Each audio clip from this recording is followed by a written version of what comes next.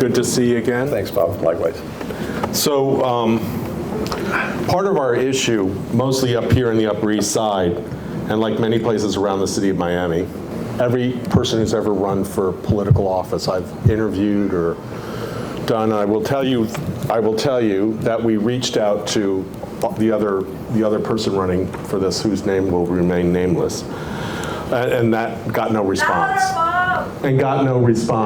So at any rate, I want to thank you for being here. You had promised to be here. Yes, sir. Yes, sir. When we did this in the up at the Legion Park, and I want to thank you very much for being your word and saying that you were going to be back. Thank you. All right. So one of our major issues here in the Upper East Side is that you have 8 historic districts up here, and all of them are constantly under threat of development and overdevelopment in and around them, and it's almost like every time the Planning and Zoning Board gets together, it's like we have to send a delegation to make sure that they're not changing anything in our district. And it's like you're working against the city all the time. And it becomes absolutely, it just kills you. Because we shouldn't have to work against our city. You know what I'm saying? That's why I'm running. I know that, but no, I just wanted to make, so like, how do you plan to handle that situation? I'm just asking. No, listen, that's a great question. You know, one of the things that people talk about the mayor of the city of Miami, they say it's a weak mayor. Oh, that's a weak mayor. It's not. It's not a weak mayor. Mm-hmm. The mayor has different functions than the commissioners, but they're by no means weak. The mayor appoints the manager. In my case, it'll be my clone somewhere. The mayor has veto authority, which you can use anytime you want. And the mayor is also the chairman of the commission. I don't know if you knew that, but according to the charter, the mayor functions as chairman of the commission, except that every single mayor delegates that authority to a commissioner because it's a lot of work. Being the chairman is a lot of work. The reward is that being the chairman, you control the agenda. Correct. Okay, so a lot of times when stupid stuff comes up, you can kill it. For that matter, it doesn't even see the light of day. The boards need to be appointed with, or you need to put people on the boards that actually know the discipline of the board they're serving on. And you hit the nail on the head. Why is it that you always have to go fight your government? You should not. We had a revolution because we had to fight our government.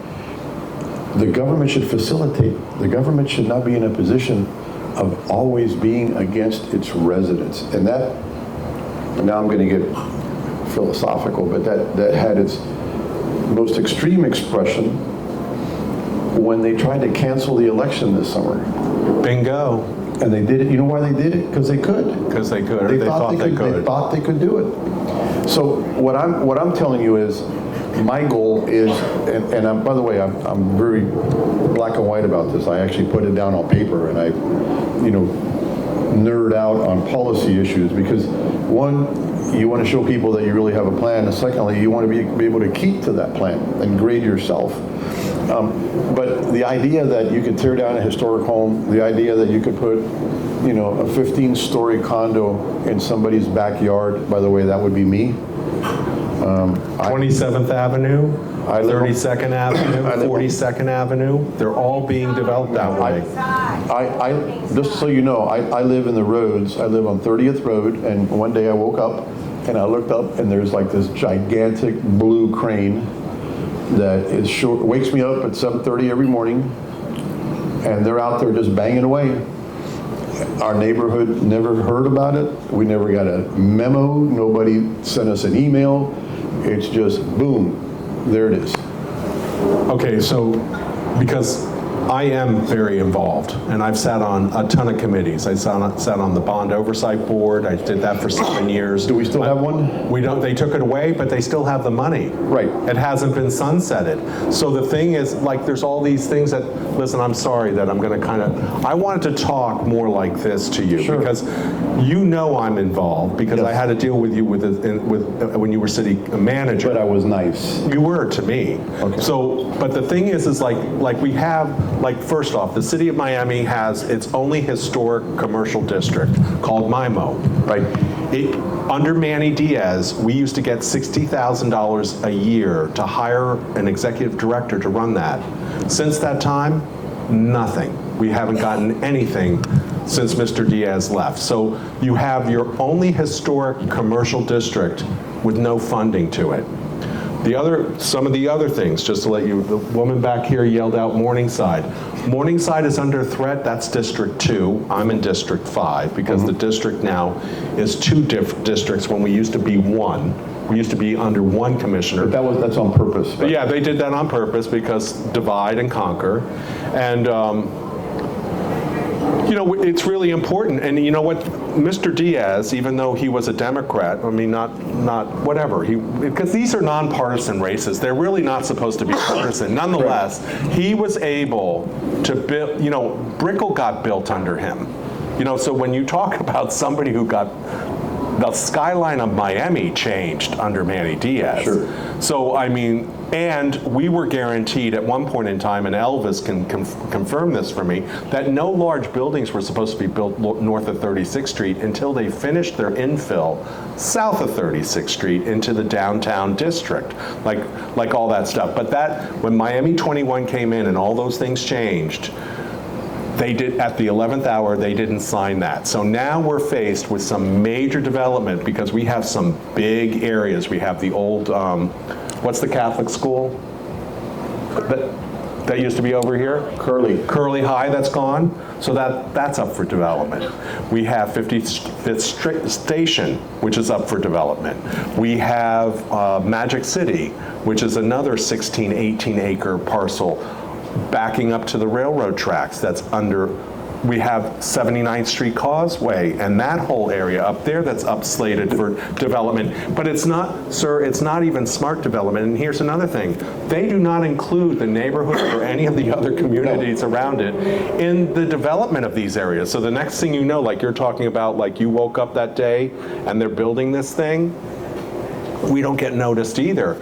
And we participate fully in all of this stuff. So it's almost like David Snow and all the rest of them don't want to play game. I'll tell you, it gets worse. I once saw a statistic that said Miami could still grow 90% in buildings. No. Yeah, we're only at 10% capacity when it comes to the high-rise buildings within Miami. So what you need, though, and again, this is a holistic approach. You know, the mayor's one person. Right. The mayor's going to have to count on the people that voted him into office. Okay? You've got a lot of commissions, a lot of committees, and some of them more relevant than others.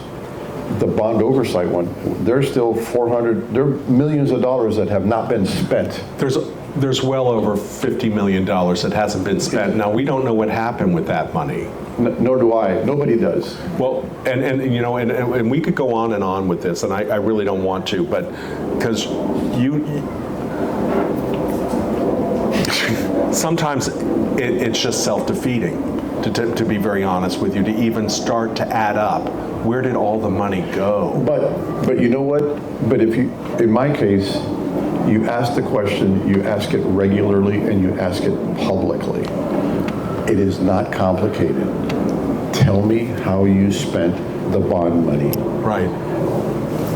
For the inside baseball, you know, the city of Miami has a tree fund, which has millions of dollars. How'd you spend that? The city of Miami, when I was manager, we had something called a building fund that had in excess of $100 million in it. That's the fees that they get from builders. Right. What happened to that? You know, how, better yet, how are we using that? So you have all of these pockets of money all over the place, so that you stare at the city budget and say, oh, it's this much, but it really isn't, it's much more. The DDA has its own budget. Don't get me started there. Yeah. The CRAs, okay, They're slush funds, though. they are. So you have, for example, I don't want to get personal, but you know the CRAs were created to do away with blight, right? Yet you have the executive director of the CRA that makes almost $300,000 a year. That's how much they get paid to do away with blight. And I'm not saying people should be well compensated, but at least, you know, pretend, you know, that you're really into what you're doing. But these are the things that Bob, these have just been going on for year after year after year, and nobody cared. Okay. We had a guy by the name of Victor Igwe. I don't know if you Yes, remember Mr. Igwe. He was the Inspector General. Inspector General, brilliant guy, who got fired for bringing to attention to the city commission that they were spending money they didn't have a right to spend. Right, and then And then they canned him. And he was a brilliant, like he was a numbers guy. That's what his whole job was, to add the numbers And up. I got to the city right as They got rid of him. They were developing his compensation because they got rid of him, and he sued the city, and they had to settle for just south of $1 million. But I guess the moral of that story is, it's not their money. Right. So this is going to cost $1 million here. This is going to cost $800,000 here, but it makes no sense. Well, let me give you a shits and giggles thing that's going on right now. So Elvis sent out. Where are you, Elvis? Are you around? Elvis left. Or did he leave?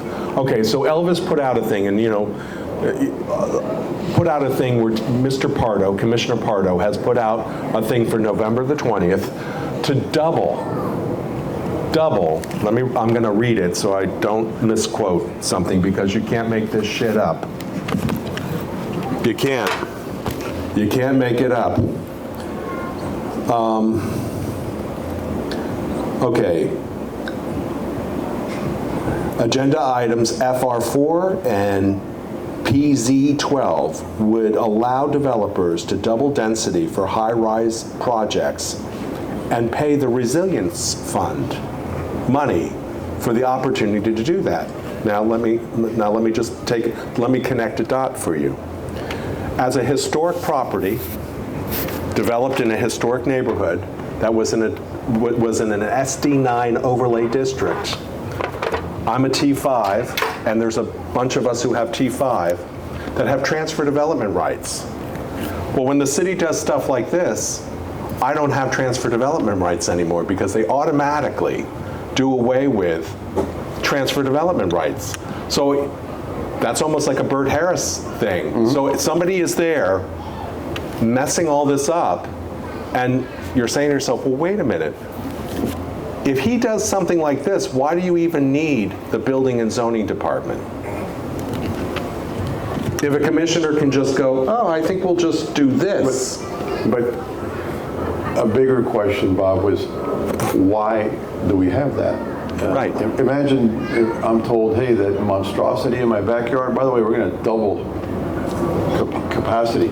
So do people just like wake up in the morning and say, man, I got a great idea I'm going to share with the world. I'm going to double capacity, occupancy in these buildings. I mean, where does this stuff come from? By the way, the other question was, you wake up in the morning and say, gee, I think I'm going to cancel an election this summer.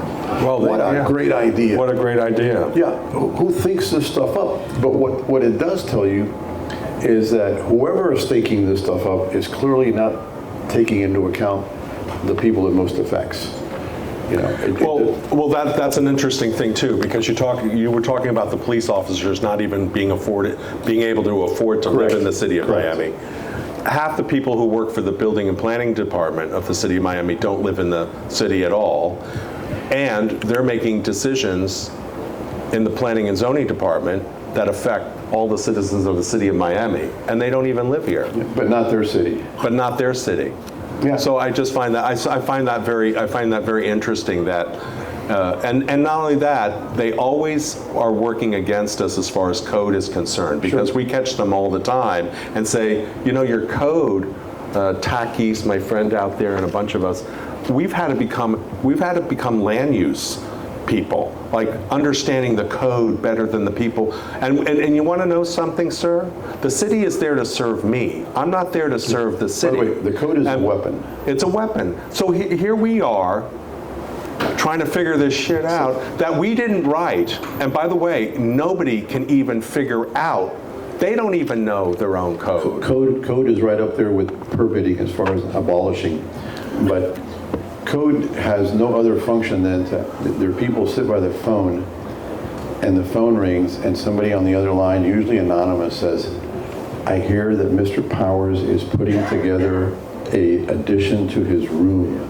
And then all of a sudden, 11 people show up at Bob's house. Where's your permit? Why are you doing this? Who told you? I mean, the interrogation factor. By the way, they also do that against restaurants. When they have these nighttime raids where 11 people show up, cops with guns drawn, doing a life safety inspection at the busiest time of the night. That's sheer harassment. 6 and 7 o'clock in the evening, Yes. in the middle of their rush, but they show up. And until, I don't know if anybody in this room has seen that happen, it's terrifying when they show up. So, because you think that people are selling drugs or doing something like that, and it has nothing to do with that at all. So the beauty of what I'm trying to do is, because I'm not interested in doing anything other than fixing my city, you can start asking those questions like, okay, who gave that order? Where did it come from? Why? Why are we harassing this guy? You mean to tell me of all the things that you could be spending time on, wanting to interrupt this person's busiest time of the night, scaring his clients, just to see if his light bulbs work?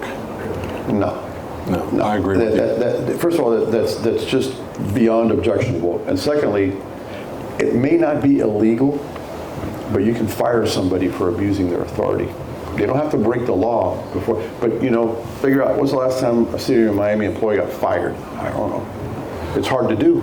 Yeah, it's difficult to do, but you know what, there's an old, I don't know, I grew up with a father who was a Marine and all the rest of that, and I grew up always hearing, just because you can doesn't mean you should. Exactly.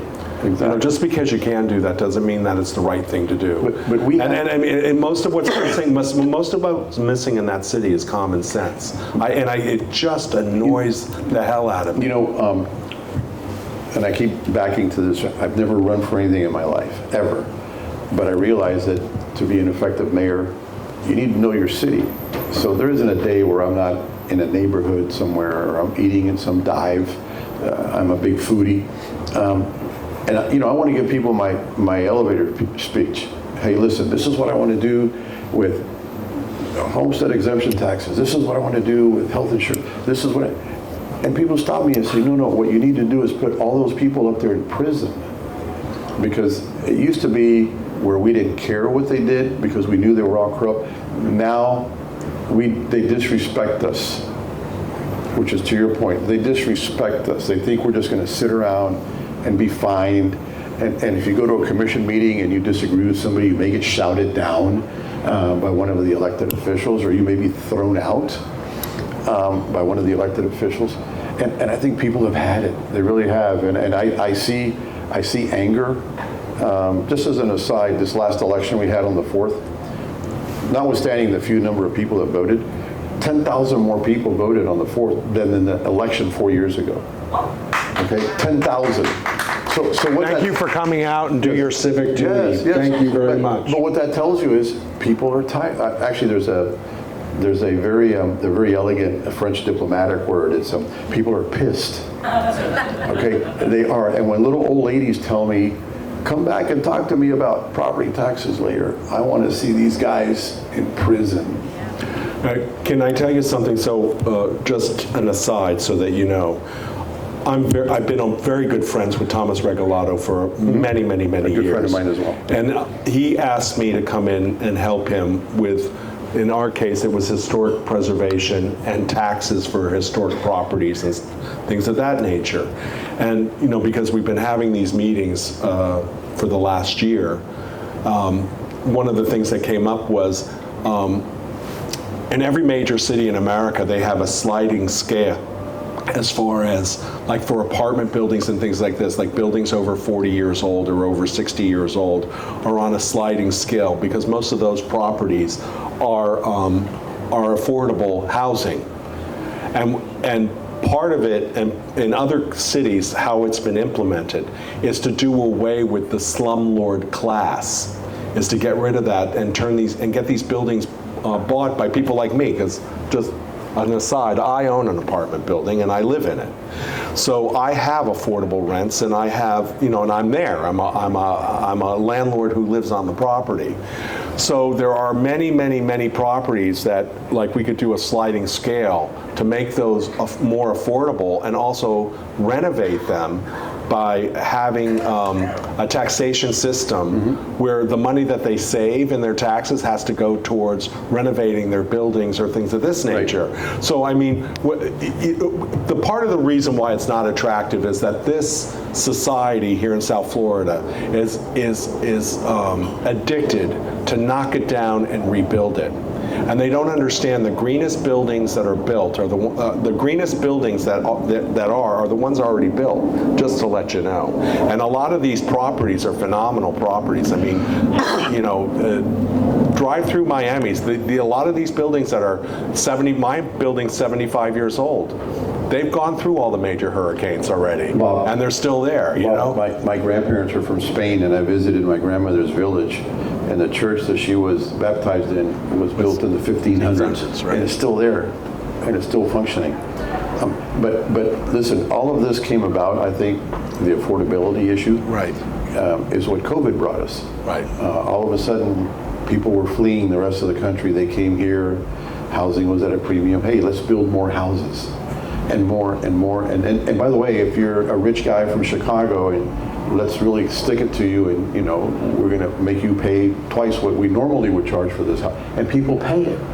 If you're a computer geek, as opposed to a nerd, I don't know that, but if you're a computer geek in San Francisco, and you're paying $15,000 a month for rent for a condo, and your company wants to move to Miami, and all of a sudden your rent's going to drop down to $8,500, man, you just died and went to heaven. But nobody here can pay $8,500 for an apartment. So which is one of the things that I tell. Somebody asked me the other day, well, will you continue Mayor Suarez's plan to continue to attract businesses to Miami? And the answer is absolutely, but with a caveat. If you're Company X and you're moving from Tulsa, Oklahoma to Miami, I don't want you to bring 300 Oklahomans to Miami. I want you to hire 300 Miamians here.